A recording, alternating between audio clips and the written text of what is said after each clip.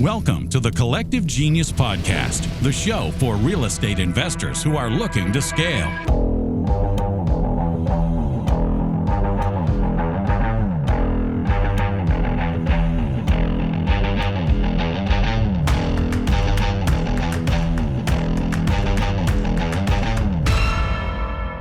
Welcome back into the Collective Genius Podcast, the podcast for real estate investors that are looking to grow and scale their businesses. I am your host, Leon Barnes, and today got a treat for you.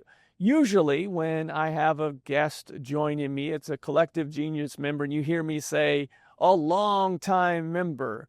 Well, that's not the case today. I've known this gentleman for a few years, but recently joined the Collective Genius. So I wanted to give some new experience on the pod here today with someone that just recently attended their first meeting, has known a bunch of us, myself and a bunch of Collective Genius members in the past, but just recently joined. And so want to get a new perspective and have a new conversation with the Collective Genius member. And that member happens to be Mr. Brian Ferguson. Welcome in. How are you? I'm great, man. How are you today? I couldn't complain, and even if I did, you wouldn't care. You would listen, though. I know you would listen to any complaints I might have. Now, you might not be able to help me with them, but you would sure try. I know you well enough now. So what I want to get across from these, we call these the conversations with a genius. As a member of this organization, obviously you have a great business, but what I'm most impressed with, when I joined this organization 11 years ago, Brian, when we came in, I thought we were one of the smallest markets, but you're going to let everybody know where you are and what you do. And I'm so impressed and have been since day one of, you hear all these people going, well, I'm in a small market. Well, they're not in the smallest market as you. And then you hear people say, well, I got to go, in order to grow my business, I got to go into a new market. And you're like, no, I'll just continue to do new asset classes in the current market that I'm in. So why don't you tell everybody where you do, what you do, and how, and all the things that you do. Okay. So out of Victoria, Texas, a lot of people are going to say we don't know where that is. So we're about 2 hours south of Houston. We're actually triangulated. If you took Austin, Houston, and San Antonio, run about 2 hours in the same, in a like triangle, you would run into Victoria. So been here. We started here about 2 decades ago. Started out I was in the finance industry in the automotive world, and then I got into just flipping a few houses. So we got our world started in single family fix and flip. And then in Victoria, to your point, we're total MSAs under 100,000, so maybe 95,000 people. And we started out single family fix and flip. Our biggest year has probably been 200 transactions. We've had, ever since, year 3, probably, I would say, our lowest years are 75, highest year, 200. From there, we got into this in 2005. So kind of running up against, it was a fantastic time to get into real estate if you didn't know what you were doing. And so we ran right into the recession, weren't paying attention to that. And then by kind of force, we started building up a single family portfolio, all while flipping. So anything that couldn't sell turned into a rental, and we built up about 150 of those. Over time, sold that off. And like you mentioned, we transitioned asset classes, got into multifamily. We've been in a lot of spaces, mobile home parks, small bay industrial. We have some self-storage. Currently today, as we sit, we buy and hold apartment complexes, professional retail / shopping centers, depends on the market. And then we're still doing single family fix, flip, novate, wholesale. What do you say to that person that says, hey, I'm in a small market, I need to go to a new market in order to grow my business? These questions are always tough for me because I'm not against the way we did it, right? But if I can provide insight, I don't think it's like, oh, let me just get in every single asset class. That's what we did. I have a lot of experience, but I also made it important to end with, I only do this now, because they're very different. So I don't think if you're really good at doing, let's just say apartments, then scale that. And if you want to get in another asset class, just make sure you dip your toe in the water, know it, love it, and then keep expanding on it. What happened with us is we'd get in one, we'd grow it a little bit, then get in another, then get in another. And managing self-storage and managing apartments are not the same thing. No matter, I don't care what anyone says. So, I would say you can keep expanding in your market, because especially in like a town sub 100,000, if you've been doing this long enough, like everybody knows you, they bring you the deals. So expand in your market, but also get to know the asset class really well and learn it well before you jump into another one. That would be my advice. In the time that I've known you, you guys are always together as an executive team. And I've, had the conversations with you in the past about Sharper and implementation, and you've had Amanda Dean in your office. So team, process, operations is super important to you. And I will say that the answer that you gave is great, because you're not just jumping from one asset class to the next. You're laying the foundation for the primary asset class before you're moving on to something else, and then understanding that asset, scaling that one before you go into the next one, is what I've gathered from the short time in which we've known each other. Yeah, absolutely. That's exactly how we do it now. A lot of that discipline and not jumping, because I'm like one of our bigger self-storage I bought 2 years ago. So this isn't like, this is like a newfound discipline to be even more and more disciplined. But a lot of it came from when we started getting in, like when we were working with Sharper and Amanda Dean and them. And like, now that we're structured in a way to let the leadership team run the company, and it's not just, oh, well, Brian wants to do this, let's go do this. Brian wants to do this, let's go do that. It's just the whiplash we would create. Because if I said, hey, we're getting into self-storage, the team said, great, all right, so let's go get new softwares, learn them, train people on them. And that's exactly what we did. So it's kind of being respectful of your team, the same way they're respecting you, is what really disciplined us on that asset class, because it's a lot of work for them to transition. What kept you from, a lot of people in bigger markets than yours made the transition into, all right, I'm in my particular case, I'm in Wichita. I'll look at Oklahoma City and Kansas City because they're within a certain distance. What kept you from getting outside of Victoria, the main metro of MSA of Victoria? So, our main, like, we are the bigger town around us. Like, anything that touches us is going to be, 5, I don't know the exact numbers, 5, 10. I would say there's probably nothing bigger than 15,000. You'd have to go at least the 2 hours to hit, Houston, Austin, San Antonio. Those are very big markets. And so if there would have been, 20 miles away, a bigger town, I think we would have, but we had to go at least 2 hours. They operated very differently. That's been a blessing and a curse. It worked for us for a long time. Coming back from the recent meeting, we've learned, okay, we probably need to change up how we do things, because we've been doing them some things for 20 years the same way, not everything. But I'd say that's probably the one thing that kept us away. And in the beginning, you think we got into this and then stuff wasn't selling. So we're like, wow, we just walked out of 6-figure jobs and now we have no salaries. We're living off of savings. So it was definitely too scary to jump into other markets at that time. And then that, like I said, that automatically pushed us into the single family, holding rental business. And so then we already expanded there, and then it kept expanding. So I don't know there's a particular reason if we did it again, but we've expanded markets now in some of our asset classes. It just took us a while to get there. I want to stress that you mentioned that it was just a couple of years ago. We're 20 plus years in here. So this is not overnight. They were doing fix and flip and then made the jump into self-storage, or made the jump into new construction and all the other things that you've now done. This took time to build up to get there. You've done a lot since the finance career on the auto side. What I have noticed is anyone that I've know that worked their way up in the auto industry, specifically car sales or finance, this vehicle of real estate seems to be one that relates well as an entrepreneur when they leave those 80 to 100-hour weeks and come over. Eric Brew is a perfect example of that. He's somebody that came from the same industry. How did that previous experience in finance and car sales, how did that prepare you for jumping into real estate full time? Obviously, you had some trials and tribulations like most people, but how did that prepare you? Starting with single family back then, it was mainly fix and flip. We didn't do wholesale. When I say, we did 200, we flipped 200 houses for the most part, maybe a few as is. But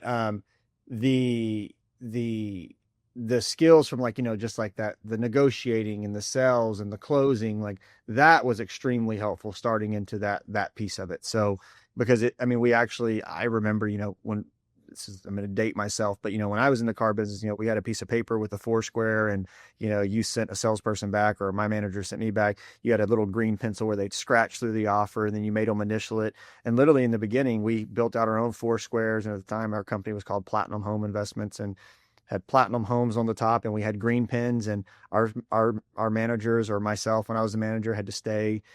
We brought everybody in, we offered. And so, it was, we treated it identical. People would tell us, oh, I feel like I'm buying a used car, when they were negotiating a real estate deal, but it worked well for us, and we did very well doing it. It doesn't work that way today, but it also doesn't work that way in the car business anymore either, so that was that piece. And then my finance piece for me is what's helped tremendously, just because numbers are my strongest suit. Like I'm fast, I'm good with them, and I enjoy them. So that's helped me a bunch. But the initial transformation was just the similarities and the sales and negotiations.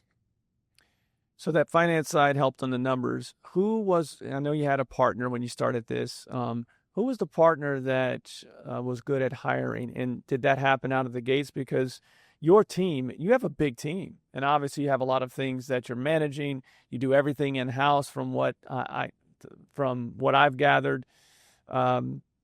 Who's that person leading that charge? Because, obviously your COO comes with you to CG. Like, you've built a tremendous team, and obviously most people that need to scale, that's where they struggle the most. So yeah, my partner, who's still my partner today. We have now our newer stuff. We have multiple partners, equity partners. So there's a lot going on there now. But in the beginning, for the longest time, it was just 2 of us. That's actually something for later in the conversation. That's not always the best way, but so actually in the beginning there was 3 of us that flipped our first few houses, and then one of the guys who was like, we thought was the guru, just never put any money back in. So eventually it was 2 of us, and then we rode that for 16 years just about. But we kind of had our focuses. We're both very similar, and we can read people, we know people well. Our passions were a little different. He's good with numbers as well. I had the big knack for it. He was more, would be kind of in the field, the construction, the projects. He loves that, and he loves the people side of it. I would say probably more in the beginning, loved it way more than I do. So I don't know. I think we kind of shared it based on what department we were hiring for, because we used to be structured as, it wasn't one company doing 5 different things. We had 5 divisions, and we'd have a manager of each division. It wasn't until, honestly, kind of getting into the sharper time where we consolidated. Everything was a different company. They shared some resources, yes, but they operated, everyone had different P&Ls, and they even in where they sat in the office, they were like, you would think there was 5 businesses or 6 businesses operating in one building. You would never even see a connection. Like, they hung out separately. So I think it just really went on which piece of it, we were hiring for. And then now, obviously, we have a team that does all that, and they do a great job. Did you evolve from the gut to, predictive index or personality profiles? When did you make that transition? So about 3 years ago, that was all kind of introduced. Amanda Dean worked with us a lot on that. And we did a good job, for a long time, but they're definitely the ones that didn't. And I really think that depends on the position. Like, if I'm hiring a maintenance technician for an apartment complex, I'll be honest, we don't PI COG test. Sure, we don't. Sure. The guy's certified in HVAC and been doing it for 15 years. He's a better HVAC guy than me. How am I going to test him? Right. Before all that came in, I used to say I'd look for, I wanted some type of substance on there, military, college degrees. And it wasn't because, they're going to be smarter than a college degree. I just wanted something that showed commitment. That was always my big deal. Are they committed? Because I don't care if you're experienced. I don't care if I fully agree that having the right PI for someone that you're going to put in acquisitions or sales, that matters. But I also believe that you can take someone under your wing and you can get them really far if they're dedicated to it. Because I think the person with the best PI that's lazy is going to fail faster than the inverse of that. And that's the way we always believed it. When we hired salespeople, when I was in corporate, I always, obviously you're looking for the best resume with the most experience as possible without job jumping. But I was always looking for a sense of accomplishment, right? What's the what are you most proud of? Did they graduate? And the degree didn't really, it wasn't the degree, it was that they completed the process, right? They were committed, as you said. And I think sometimes that gets lost. Did they complete whatever it is that they started, and how many things did they start and not complete? That's important as well. And there is, PIs are, like, as you mentioned, but the hardest position ever for me to hire in this industry was always contractors, specifically in-house contractors, because like you said, I don't know how to do plumbing. I'm not an electrician. So in those particular cases, for those that are listening, just get references, right? You know, if somebody has that license to do that, if they have, ripped someone off, you just need to talk to 3 people. One of those 3, if there's something bad to say, one of those 3 is going to, give you the red flag on those particular people, especially if you're looking to bring contractors on your team in-house that have specific license. You mentioned partnerships, and I think that this is something I want to go down, because when we see newer investors that are full-time, usually there's a money person and there's the doer person. The salesperson and the person that, kind of has helped out with the budgets out of the gates for marketing and those type of things. You mentioned out of the gates you had 3. What did you learn from, starting with partnerships? And you alluded to that you probably would have done a little bit differently. So third one's a real short story. That was like the first 2 projects, and it was just, we're putting our money in, we'd split the profits 3 ways, and then the next one, it was just me and my partner. It's just my partner now, like we're just always the one doing it. But like when we got into this, he had like 9 rent houses, and we're like, this is like Donald Trump of Victoria. We got to partner with this guy. That wasn't and I still know him. I should shake his hand today, but that didn't work out. So then in the beginning, it was kind of structured like I went out and did viewings. I did sales and acquisitions. I did sales, and then I was a lot on the numbers. And then we built the rental portfolio very fast, and it kind of evolved to, my partner did more, like he oversaw kind of the rental fleet, and then construction in general didn't matter what we were constructing. And so like he has a phenomenal background, experience level in that now. And he enjoyed it more. Like he could go spend all day on a job site, and he's thoroughly like thriving off of it. I would do it, and then I just would go home and just hate life that whole evening. But, what I alluded to but what we would learn is like, we learned at a certain point that like, kind of like to stay in your lane. Like we got to a point to where, and we went through a few years where it was a rough patch of like constantly overstep, just constant. And when we, and I don't remember what year, I'd have to think, but when we got to the point where it was like, look, I don't care if you do it and I don't care if I do it, but let's agree who's going to do it, and the other one needs to get out of the way. I don't care who's reviewing financials or who's going to do construction, because we both have really strong skill sets. We just knew, and at that point, it's been such a smooth ride ever since. And then fast forward, but we still had the mentality, but it was what you're going to do, what I'm going to do, and then we'll hire people. But 2 things I think, 2 things we learned later than I'd like to is, I've especially learned this, is I'm not hiring you. I want to hire the one that I can train, and I'm the smartest guy. I know how to do everything. Let me tell you how to do it. Now, when I hire, especially for certain positions, like I go into my leadership meetings and different L10s that I sit on, because I sit in a few extra, like I sit in the capital markets box in our company.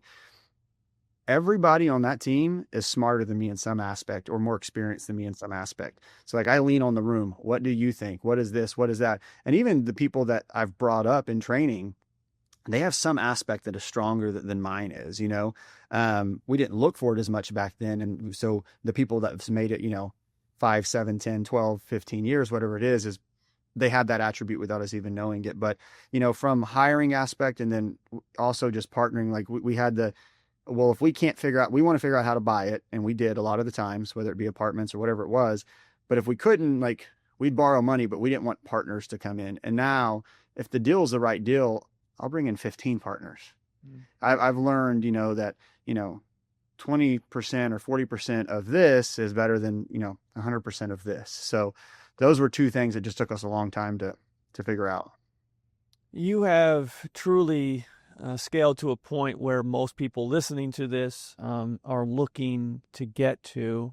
You and I had this conversation recently there's a lot of things from an operational standpoint that you have no input in. You've reached that CEO type of owner's box. That doesn't mean you're not, true visionary for the company, but you've reached a point in which you've gotten to a point where you manage the leaders and not the day-to-day. Two-part question here. What do you enjoy the most today in your role? And what do you miss the most from your role in the first 5 years of the organization?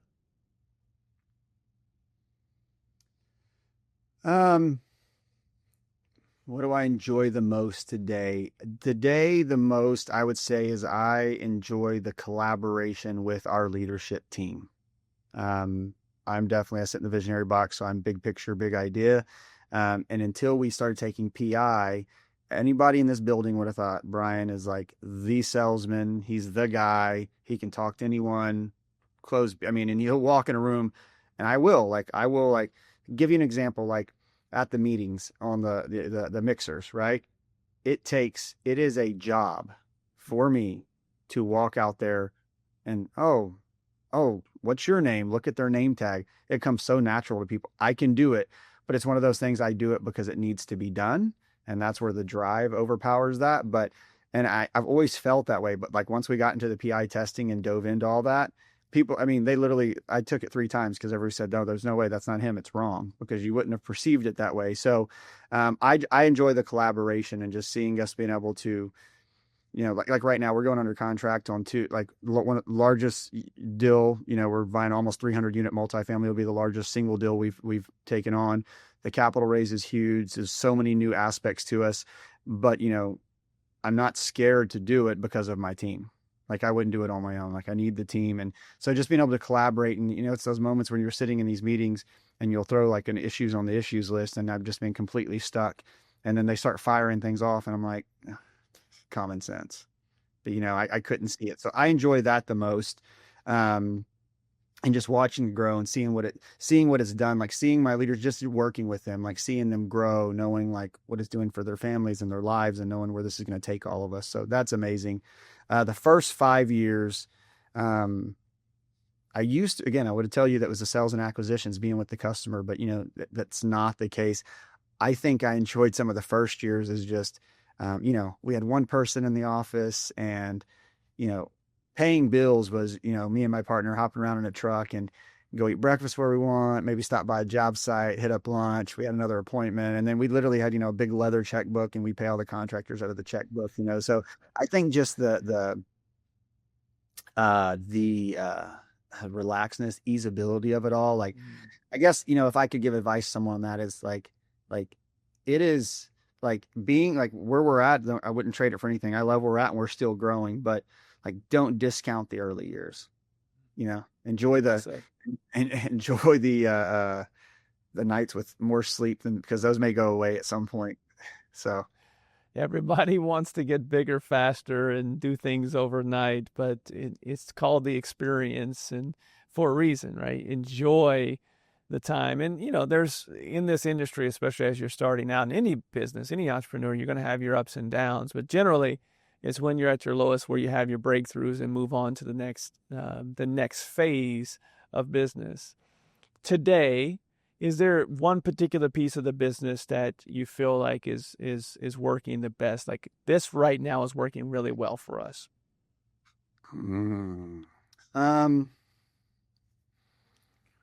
It's a hard one to answer. The past few years it's been a rough ride. Just been lots of changes and changes we were prepared for from the last recession, whether we're in one or not. The market took a toll. I would have to say our collaboration and working as a team, just in all, and a little to shine a little light on that.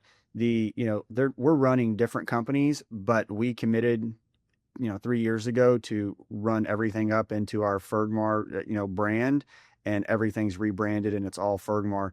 And it makes it tough because it would be easier if we had 3 different accountability charts, or at least 2. It'd make life so much easier with a few people sitting in dual roles. because what works for this doesn't always work for this. And so we constantly have to tweak it. But like what's working well, like we just finished our quarterly, and there's tears, there's raised voices during the quarterlies because there's so much passion in the room and everyone's been together so long. But we come out of there like just rock solid, lasered in, knowing what we're going to do in the next quarter. So that's amazing to see because we didn't have that for years. It was one day to the next. So I'd say that's working better than anything versus trying to pinpoint one revenue stream or what have you. Love hearing that. It's not often I hear that my team is firing on all cylinders. Usually it's, hey, right now marketing's working for us, construction is working for us. But you said as a total, like my entire team is firing and on all cylinders at a high level, which I absolutely love. You mentioned something there that I don't want to gloss over. Obviously, you went through the first, 2008, and you said that it was a fun 3-year ride there before things hit the fan. You knew of that. A lot of investors that, post 2008 have never gone through that before, and this is the biggest shift that they've ever seen starting in April of 22. Were you guys preparing for a downturn or a change? Because obviously it was crazy there for, a good 4-year stretch. Were you preparing, and how, if you were? Yeah, and what I'll say in a minute, like I don't, other than just the 20 years of experience, I like I see a lot of people that got caught in it and couldn't survive it. And, it's, if you're get caught with $1 million, $2 million portfolio versus, you have $100-something million that you have to service debt on when things slow down. Like it's two different things. So I understand how people got caught, and I don't know that we would have made it if we hadn't been through the first one. So just get that out there, because I'm not tooting our own horn. We learned like the hard way, but we knew the indicators and the signs. We watch enough reports and enough data to, see days on market. And when we started seeing certain things slow down, we pivoted fast. We had also already started, right when it was happening it's interesting. That's right when we had started, I believe that's right when we started working with Sharper. A lot of things were happening at the same time. We had brought in a new leadership team. Like my COO now, like he had just come in, he came from a world with 300 something employees. So when we had to start, there was a time where we had to downsize. We had to start doing, some RIFs, reduction in force.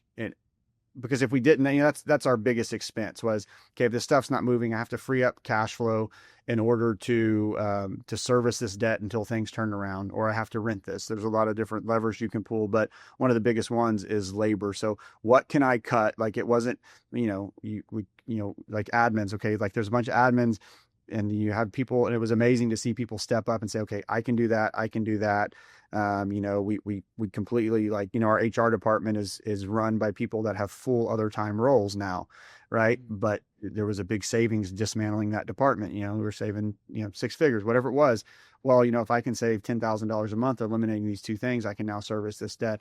It's not a decision you want to make, but you have to ask yourself, okay, if I don't make those and I can buy 6 more months and then things don't turn around on a hope and a dream, now everyone's gone, So, our preparation was just, making decisions and making them fast. It's because you have to be months ahead of it. Heavy is the head that wears the crown. I mean, you have to make those types of decisions. As you said, you didn't want to make those decisions, but you had to be out in front of it because you're saving the business, not just individuals. It is a team for a reason. And those are tough decisions, but, these type of decisions in markets that, frankly, what we saw in 21 as we went into 22, I have never seen a market like that. We had people that were joining our organization that had only been in the business since 2020 that were, in their 20s making millions. And that's not a normal market.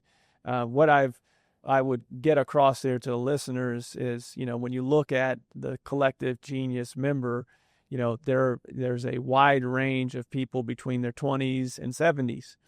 And, finding people with experience, being in a room with those that have been through these type of things, they give you that sage advice of, hey, if I were you, I would be making sure that you are putting back reserves during this time of milk and honey. And thankfully, a lot of our members were saved that way, just because they were, around a lot of other members that have been through hard times and had never seen a market like what we saw in 2020, 2021. You just had your very first Collective Genius meeting. And for those that are listening, I would love your perspective, because almost everyone we've had on so far has been a longtime member. So would love your summary of your very first experience within the Collective Genius. So, and I'll reference this back to something I said earlier. So when we first went down, so we were fix and flip, and then we were buying apartments and all that. And then we started syndicate. So we were buying apartments before we ever started raising capital.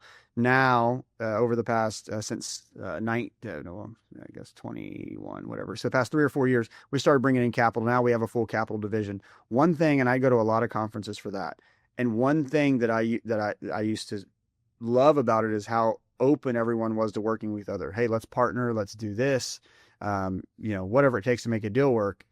And I'd think back about like our fix and flip, or like, we were in the new construction home building, and I'm like, maybe you talk to some of these other people, you do some deals with them, but it's not a team. Like, it's not people, oh, there's enough business for everyone. That's still not a team. So I used to love that about that. And my mentality on kind of the whole single family world in general was, I didn't like that there was no team purpose of it. And honestly, we recently, past 3 years, we had talked about just kind of scaling that back and then eventually doing away with it. Recently we decided, hey, let's pick it back up for the time being, generate some more cash flow. Going to the meeting, coming back, and I said this to my leadership team, it changed my entire perspective of 20 years for this industry, because it's the first time that I have been around, I've never been around this many people on that side of the business at one time, but the openness. And from the meeting to now, I mean, I know you're probably we're wearing you out with emails asking for referrals and stuff, but it brought us back, pumped, for lack of a better word, seeing everyone else and everyone just being so forthcoming in what they're doing. It was just, one, the level of experience, the amount of things you could do, but just in those few days we have, and you said it best, there's 50 levers you can go back and pull, pick 5. We actually took that, and we talked about it. We did that, and we did your recap day, kind of a lot of good advice. So I would tell people, go talk to Leon and give you a lot of good advice on how to navigate these. But even that, we don't do a recap day after the conference. We come back with 500 things. We try to implement all of them from a conference and probably poorly execute 15 and maybe get one good one. We took your advice of recap day, pick which the top 5. They came back, immediately executed 3 of them. And we've doubled our contracts every week since we've been back. Wow. That's nuts. We were like, we don't think we'll ever see the days of 100, 200 units again. It's 100, maybe we'll never.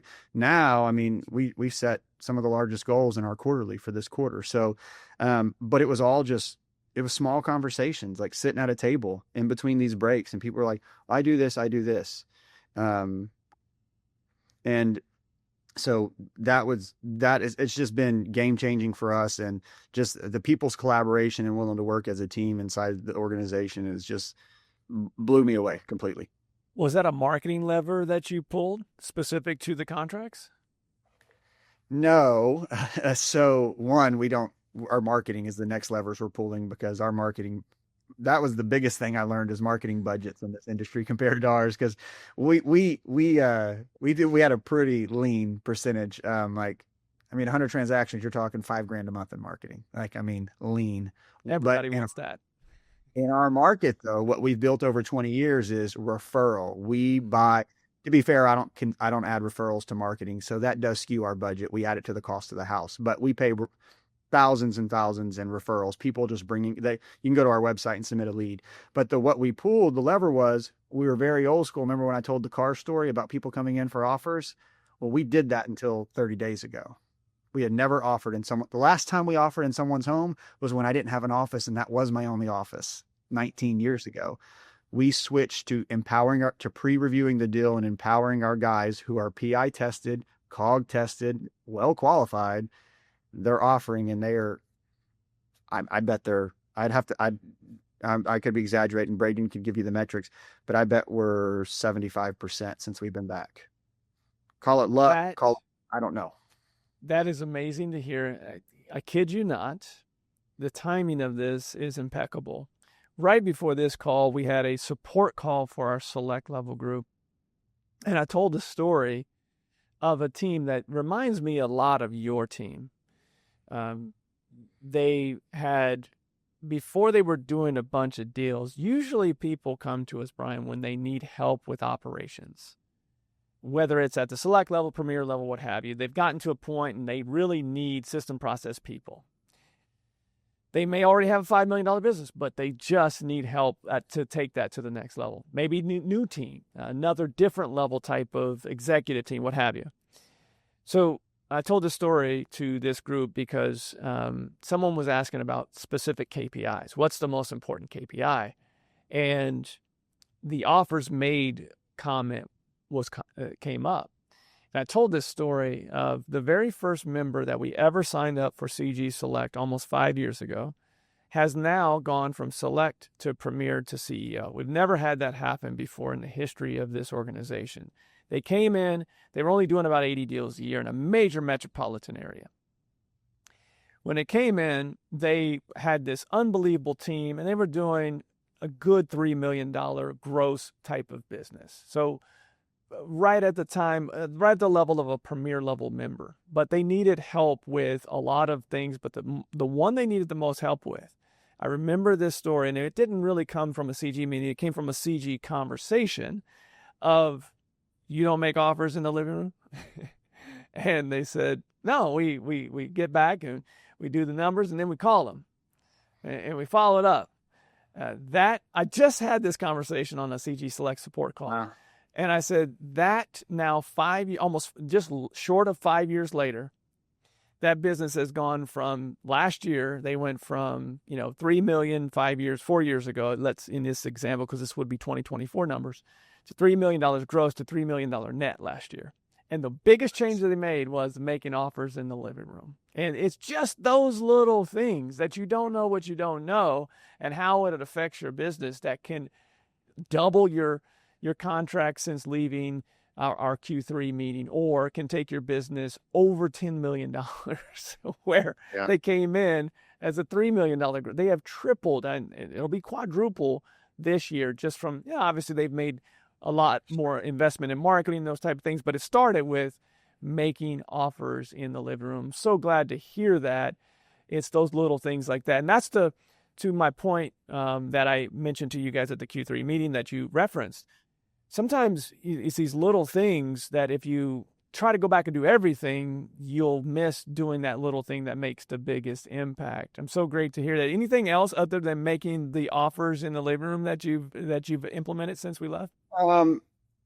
Yeah, and they'll probably listen to this and be like, he's not even paying attention to everything we're doing. But we're definitely structuring. Braden, who you met, he's running that piece. Well, we actually did come back and made the focus. So, Braden's my number 2 across all companies. We came back but he sits in the director box there over sales and acquisitions. We came back and said, okay, for this quarter, I'm going to take your duties. You fully focus on that right now. And so we've been able to give it full focus. So that's important, is the focus on it if you really want to make a difference. And then once the business is good enough, he'll replace himself with someone that he'll watch over, and we'll go from there. But there's a lot of things the way we're doing our mail outs, that's in the process of changing, but those haven't, we signed up, someone referred us with the mail out company. It's actually going to save us quite a bit. It's going to save us on per, but we're going to do a lot more of them. So it's going to cost us more in our marketing budget. But that referral was great. Just learning how they do it.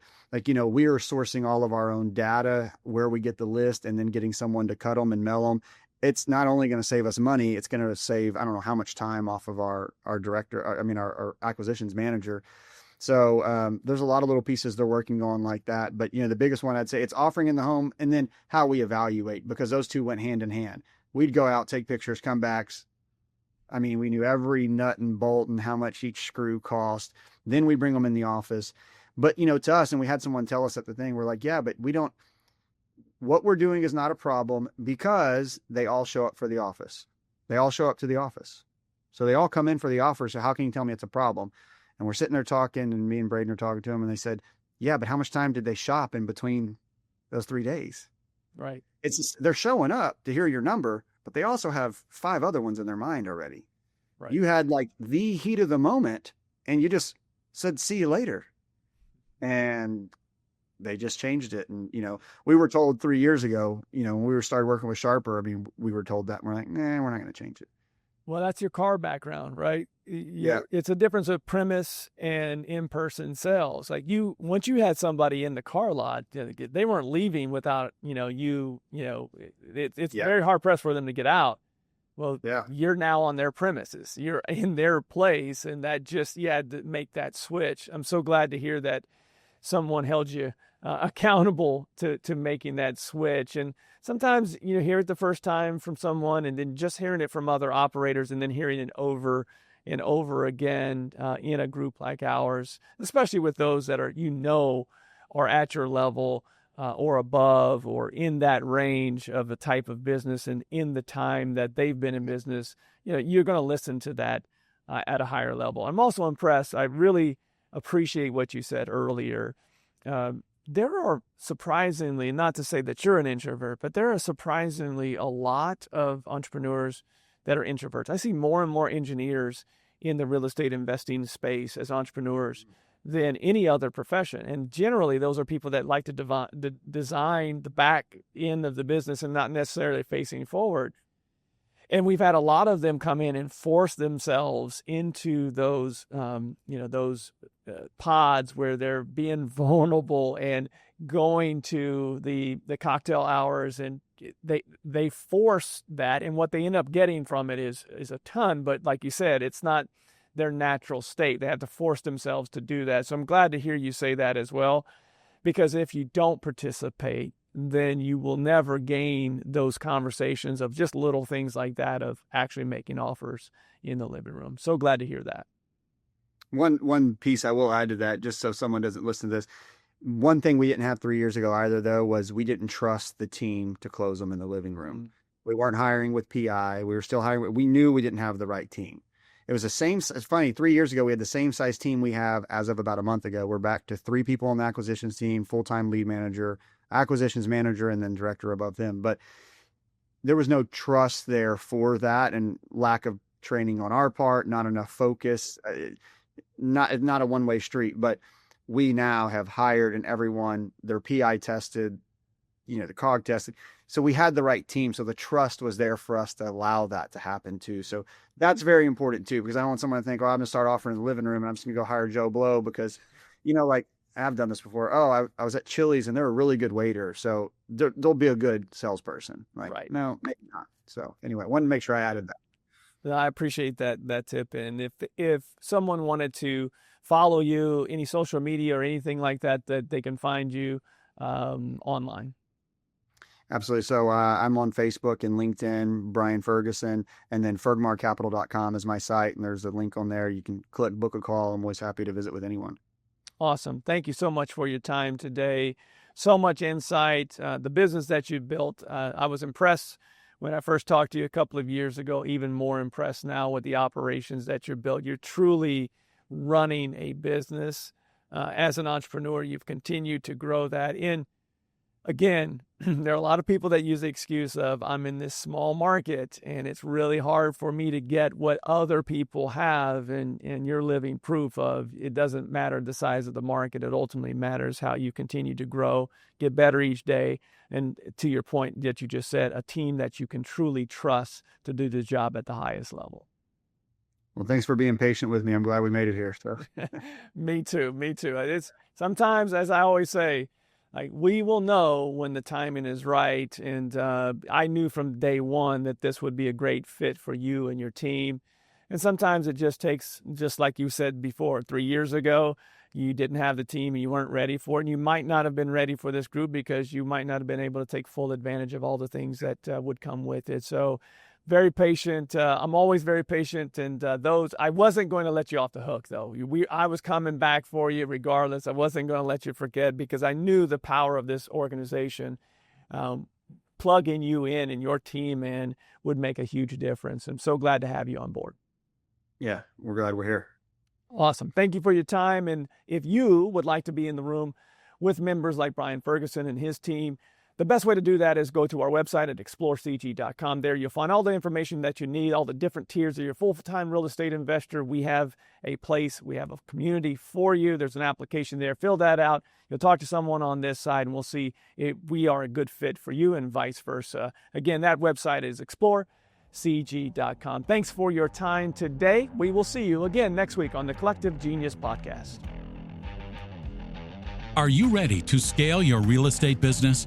Visit thecollectivegenius.com, where real estate investors come to scale. Subscribe to the Collective Genius Podcast and hit the bell icon to be notified when our next episode releases. And thanks for listening.